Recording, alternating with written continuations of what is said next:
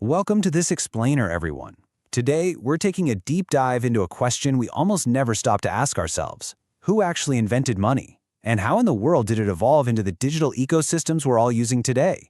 Let's trace the brilliant and honestly sometimes surprisingly simple ways humanity managed to solve the ultimate puzzle of trading value. Okay, let's dive into this with a quick question. Have you ever tried to trade a toy you just didn't want anymore for a friend's toy? You know, maybe offering up an old set of board games because you desperately wanted their new bicycle? Now, I know it sounds a little crazy to imagine doing that for our groceries today, but believe it or not, this kind of direct swapping is exactly how people bought things way back in the day, long before our current concept of money was even a blip on the radar. This old-school system is known as bartering.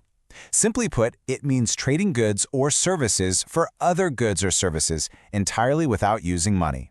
Imagine you're a farmer in ancient times. If you needed some new shoes, you couldn't just tap a piece of plastic at the register. Nope, you might literally have to trade a heavy sack of wheat for that pair of shoes. Or, if you wanted some dairy, you might swap a freshly baked loaf of bread for a bottle of milk. And you know, for centuries this system remained intact. In mostly small communities, it actually worked pretty well. But of course, that brings us to Section 1, the problem with barter.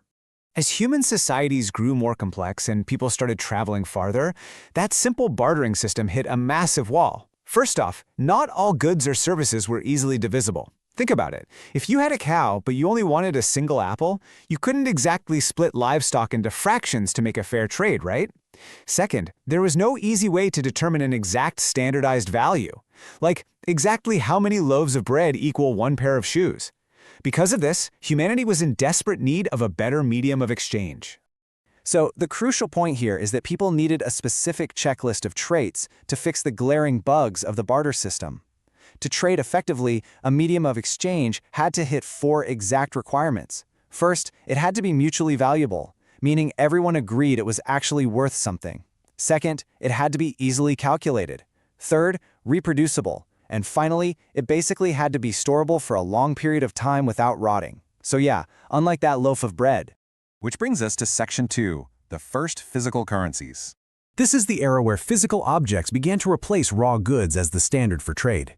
Getting a spatial understanding of this historical timeline is truly eye-opening. We start way back around 1200 BCE using things found in nature, like shells and stones. Then there's a massive leap around 600 BCE to the first metallic coins. And finally, jumping ahead over 1,000 years to 618 CE, we see the first printed paper money in China. Just notice how much time passed between each of these major technological leaps.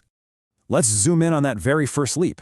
Somewhere around 1200 BCE, a lot of ancient cultures began to use items like cowrie shells, beautifully crafted beads, and even specific types of stones as an early form of money. Now, why these objects?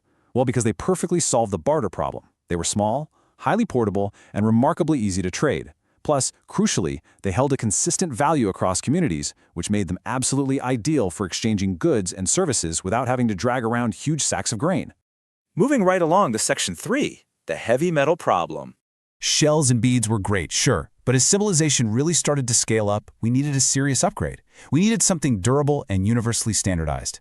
The date is 600 BCE. In a region called Lydia, which was located in modern-day Turkey, the concept of money, at least as we physically picture it today, was actually born. When we compare those early currencies to these brand new Lydian coins, the innovation is just stark.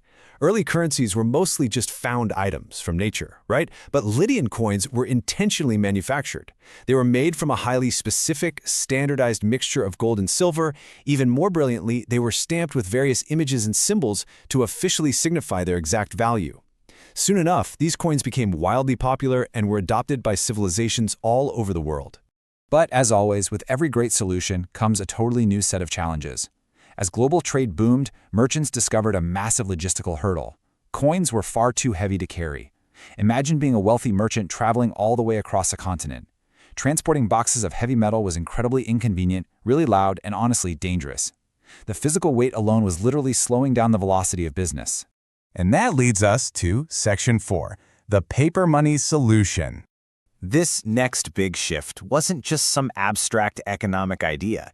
It was born entirely out of the desperate need to tackle the literal, physical weight of metal coins. The year is 618 CE.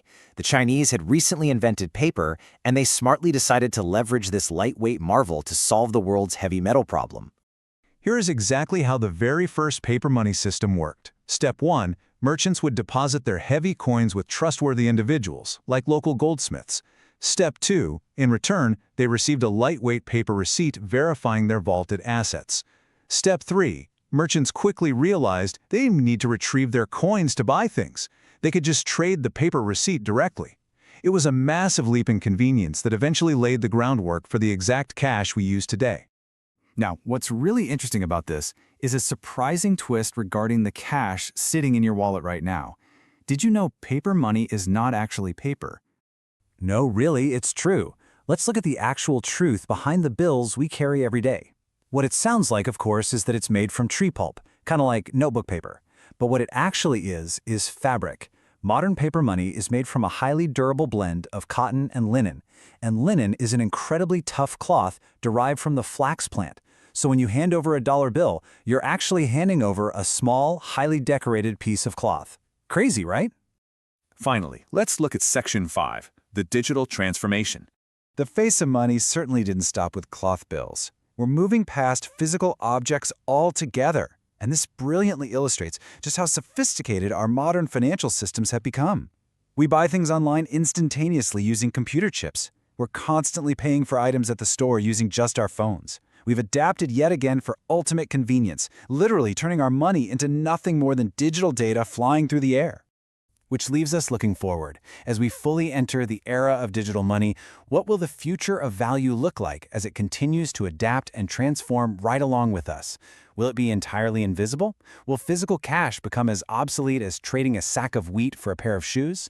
Humanity's endless drive to solve the next currency problem is bound to shape our future in ways we can only begin to imagine.